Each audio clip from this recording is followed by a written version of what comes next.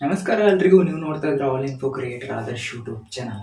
So friends, ಇವತ್ತಿನ ಒಂದು ವಿಡಿಯೋದಲ್ಲಿ ನಾನು ನಿಮಗೆ ನಿಮ್ಮ ಒಂದು ವೆಬ್ಸೈಟ್ಗೆ ಟೆಂಪ್ಲೇಟನ್ನು ಯಾವ ಥರ ಸೆಟ್ ಮಾಡೋದಂತ ತಿಳಿಸ್ಕೊಡ್ತೀನಿ. ಲಾಸ್ಟ್ ಟೈಮ್ ನಾನು ನಿಮಗೆ ಹೇಳಿದ್ದೆ.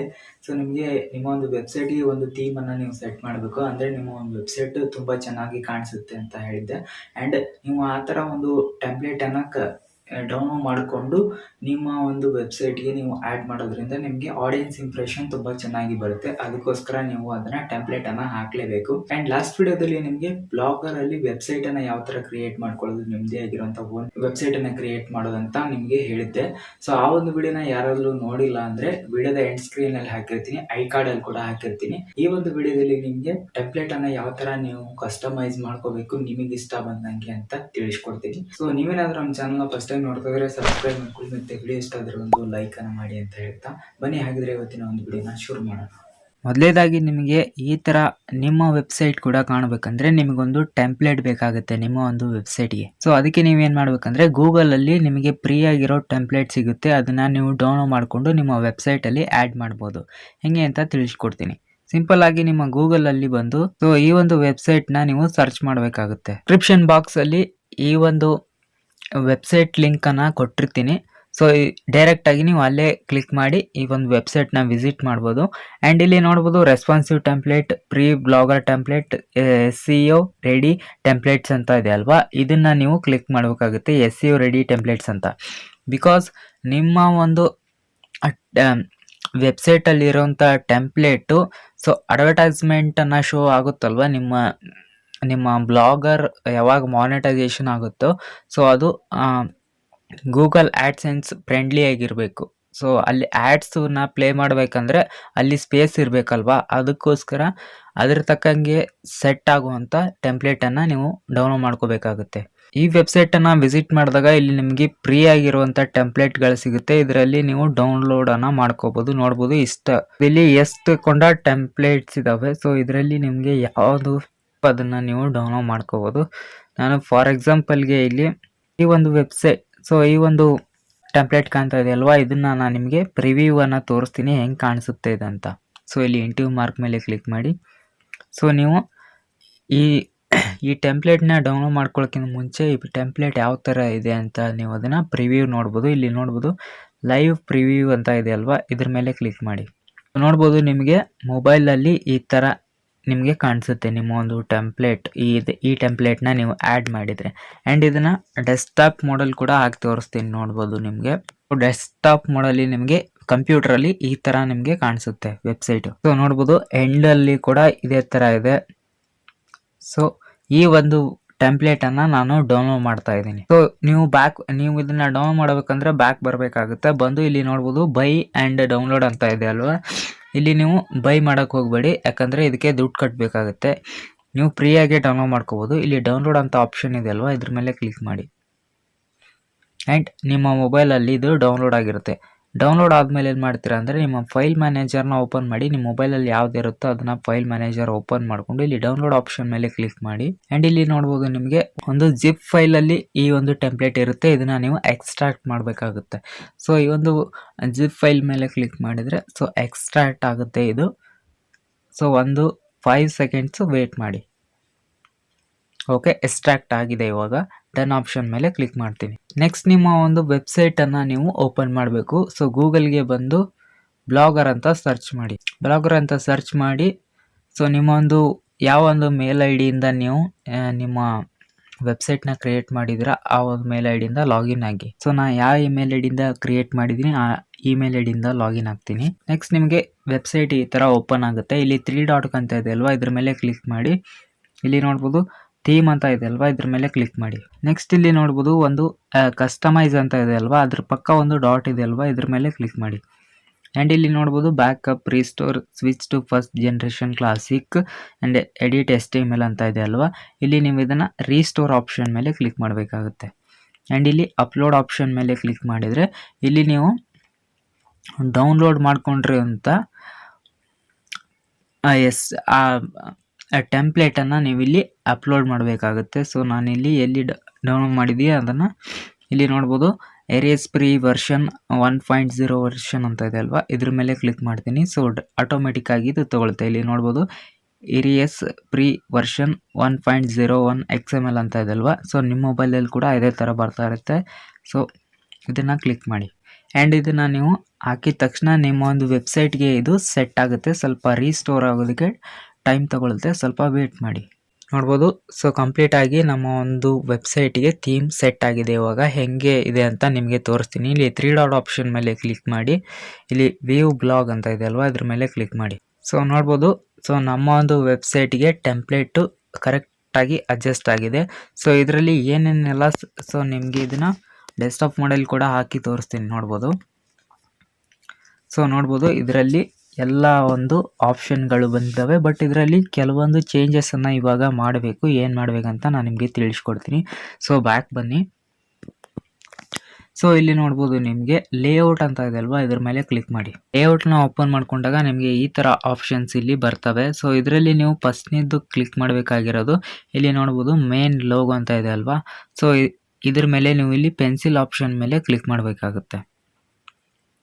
ಆ್ಯಂಡ್ ಇಲ್ಲಿ ನೋಡ್ಬೋದು ಲೋಗೋ, ಸೊ ಬೇರೆ ಸೊ ಈ ಯಾರೋ ಒಂದು ವೆಬ್ಸೈಟಿಂದ ನಾವು ಈ ಒಂದು ಟೆಂಪ್ಲೇಟ್ನ ಡೌನ್ಲೋಡ್ ಮಾಡ್ಕೊಂಡಿದ್ವಿ, ಅವ್ರದ್ದು ಇಲ್ಲಿ ಲೋಗೋ ಕಾಣ್ತಾ ಇದೆ. ಸೊ ಬಟ್ ಇಲ್ಲಿ ನಮ್ಮದು ಲೋಗೋ ಬೇಕಾಗುತ್ತೆ, ಯಾಕಂದರೆ ಸೊ ನಮ್ಮದೇ ಆಗಿರೋಂಥ ಒಂದು ಲೋಗೋನ ನಾವಿಲ್ಲಿ ಅಪ್ಲೋಡ್ ಮಾಡಬೇಕು. ಸೊ ನಿಮ್ಮದು ಏನಾದರೂ ನೀವು ಕೂಡ ಒಂದು ಲೋಗೋನ ಮಾಡಿದರೆ ನಿಮ್ಮ ವೆಬ್ಸೈಟ್ಗೆ, ಅದನ್ನು ಇಲ್ಲಿ ಅಪ್ಲೋಡ್ ಮಾಡ್ಬೋದು.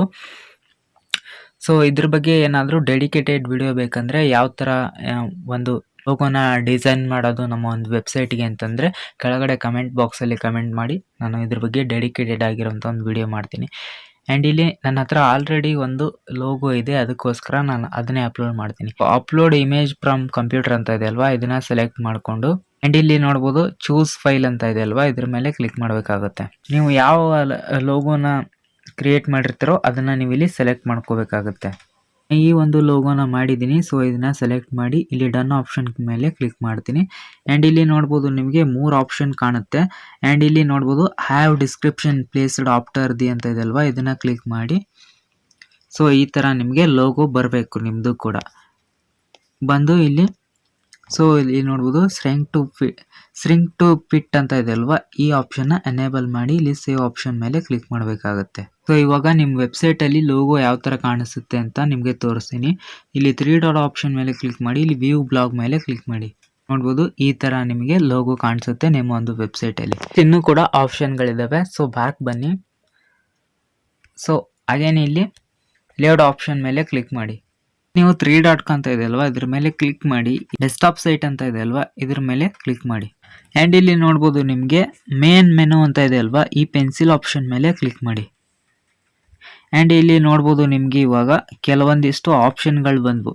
ಸೊ ಇದು ಎದಕ್ಕೆ ಬರುತ್ತೆ ಅಂದರೆ, ಸೊ ನಿಮ್ಮ ಒಂದು ವೆಬ್ಸೈಟಲ್ಲಿ ನೀವು ಮೆನ್ಯೂಸನ್ನು ಕ್ರಿಯೇಟ್ ಮಾಡಬೇಕಾಗುತ್ತೆ. ಅಂದರೆ ಫಾರ್ ಎಕ್ಸಾಂಪಲ್ ಇವಾಗ ನೀವು ನಿಮ್ಮ ವೆಬ್ಸೈಟಲ್ಲಿ ಯಾವ ರಿಲೇಟೆಡ್ ಪೋಸ್ಟ್ಗಳನ್ನ ಬರಿತೀರಲ್ವಾ, ನಾನು ಟೆಕ್ನಾಲಜಿ ರಿಲೇಟೆಡ್ ಬರಿತೀನಿ ಆ್ಯಂಡ್ ಎಜುಕೇಷನ್ ರಿಲೇಟೆಡ್. ಹಾಗೆ ನೀವು ಕೂಡ ನಿಮ್ಮ ವೆಬ್ಸೈಟಲ್ಲಿ ಯಾವ ಒಂದು ರಿಲೇಟೆಡ್ ಪೋಸ್ಟ್ ಬರಿತೀರಲ್ವ, ಆ ಮೆನೂಸನ್ನು ಇಲ್ಲಿ ಕ್ರಿಯೇಟ್ ಮಾಡಬೇಕಾಗುತ್ತೆ. ಇಲ್ಲಿ ಹೋಮ್ ಒಂದು ಬಿಟ್ಟು ಎಲ್ಲ ಒಂದು ಆಪ್ಷನ್ನ ನೀವು ಡಿಲೀಟ್ ಮಾಡಬೇಕಾಗುತ್ತೆ. ಸೊ ಎಲ್ಲ ಇಲ್ಲಿ ಡಿಲೀಟ್ ಆಪ್ಷನ್ ಕಾಣ್ತಾ ಇದೆ ಅಲ್ವಾ, ಇದ್ರ ಮೇಲೆ ಕ್ಲಿಕ್ ಮಾಡಬೇಕಾಗುತ್ತೆ. ನೋಡ್ಬೋದು ಇವಾಗ ಹೋಮ್ ಒಂದು ಬಿಟ್ಟು ಎಲ್ಲ ಆಪ್ಷನ್ನ ಡಿಲೀಟ್ ಮಾಡಬೇಕಾಗುತ್ತೆ. ಆ್ಯಂಡ್ ಇಲ್ಲಿ ಸೇವ್ ಆಪ್ಷನ್ ಮೇಲೆ ಕ್ಲಿಕ್ ಮಾಡಿದರೆ ಸೊ ನಿಮಗೆ ಇಲ್ಲಿ ಯಾವ ಮೆನು ಉಳಿಯಲ್ಲ. ಆ್ಯಂಡ್ ಇಲ್ಲಿ ಅಗೇನ್ ಅದ್ರ ಮೇಲೆ ಕ್ಲಿಕ್ ಮಾಡಿ. ಆ್ಯಂಡ್ ಇಲ್ಲಿ ನೋಡ್ಬೋದು ಆ್ಯಡ್ ನ್ಯೂ ಐಟಮ್ ಅಂತ ಇದೆ ಅಲ್ವಾ, ಇದ್ರ ಮೇಲೆ ಕ್ಲಿಕ್ ಮಾಡಿ. ಕ್ಲಿಕ್ ಮಾಡಿ ಇಲ್ಲಿ ನೀವು ನಿಮ್ಮ ಒಂದು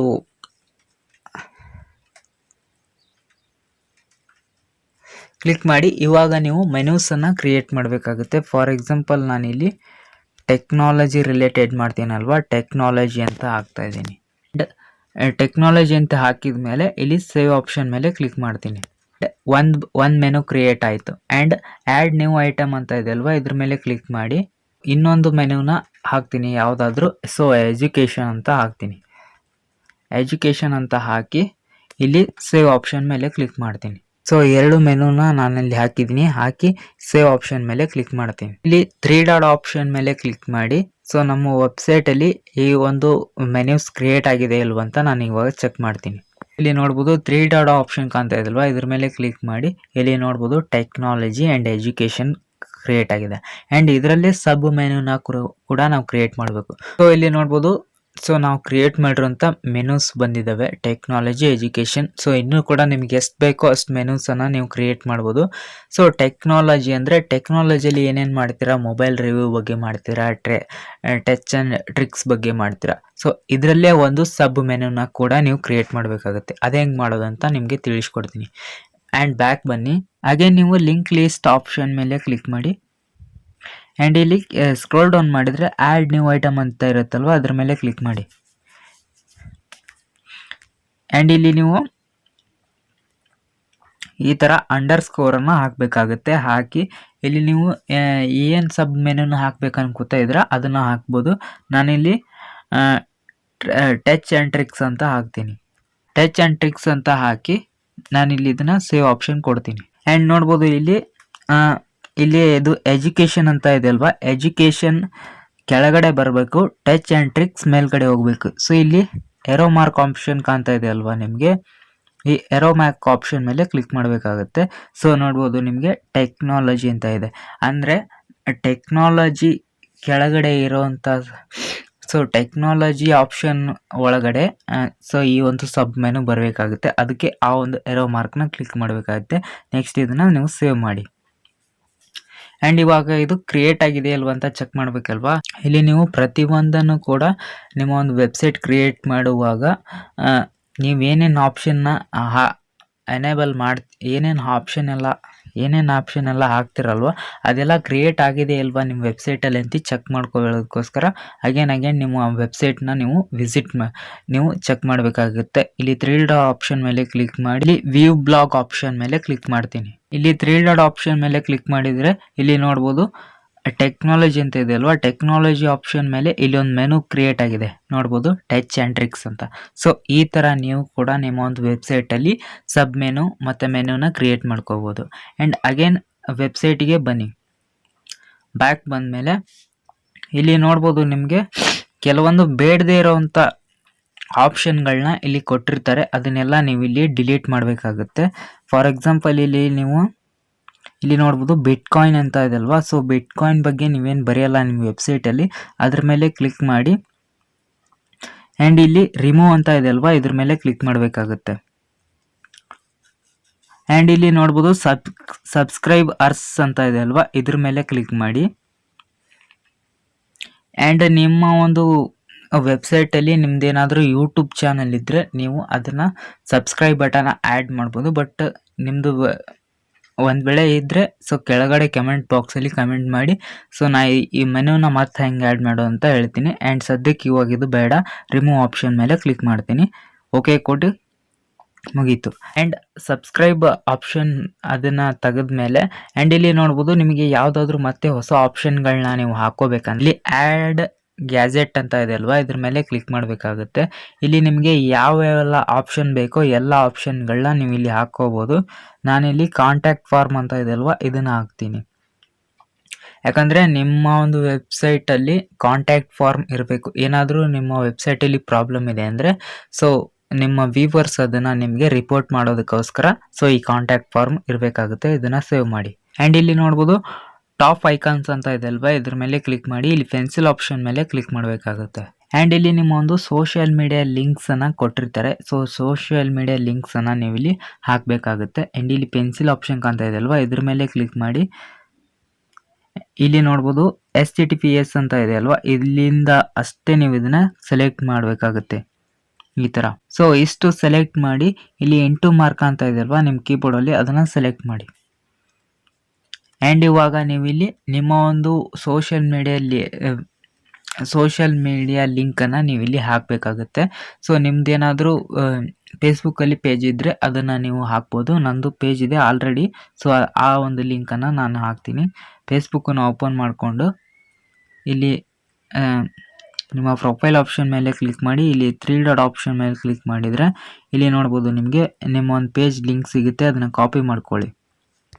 ಆ್ಯಂಡ್ ನೆಕ್ಸ್ಟ್ ಇಲ್ಲಿ ಬಂದು ಅದನ್ನು ಇಲ್ಲಿ ಡಬಲ್ ಇನ್ವರ್ಟೆಡ್ ಕಾಮ ಕಾಣ್ತಾ ಇದೆ ಅಲ್ವಾ, ಅದ್ರ ಮಧ್ಯೆ ನೀವು ಪ್ರೆಸ್ ಮಾಡಿ ಈ ಒಂದು ಪೇಸ್ಟನ್ನು ಈ ಒಂದು ಲಿಂಕನ್ನು ಇಲ್ಲಿ ಪೇಸ್ಟ್ ಮಾಡಬೇಕಾಗುತ್ತೆ.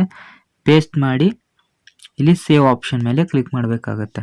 ಆ್ಯಂಡ್ ಈ ಥರ ನೀವು ಮಾಡಿದಾಗ ನಿಮ್ಮ ಒಂದು ಸೋಷಿಯಲ್ ಮೀಡಿಯಾ ಲಿಂಕ್ಸನ್ನು ನಿಮ್ಮ ಒಂದು ವೆಬ್ಸೈಟಲ್ಲಿ ಹಾಕ್ಕೊಳ್ಳೋದಕ್ಕೆ. ಸೊ ಇದೇ ಥರನೇ ನಿಮ್ಮ ಒಂದು ಸೋಷಿಯಲ್ ಮೀಡಿಯಾ ಎಲ್ಲ ಅಕೌಂಟ್ಸ್ ಲಿಂಕನ್ನು ನೀವು ಇಲ್ಲಿ ಹಾಕೋಬೋದು.